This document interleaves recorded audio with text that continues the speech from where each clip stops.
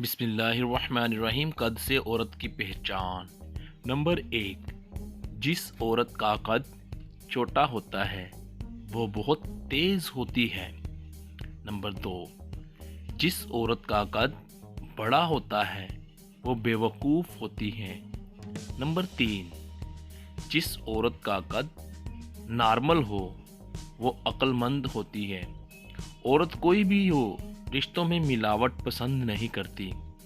वो जिससे भी प्यार करती है उसकी हरकत को हमेशा नज़रों में रखती है।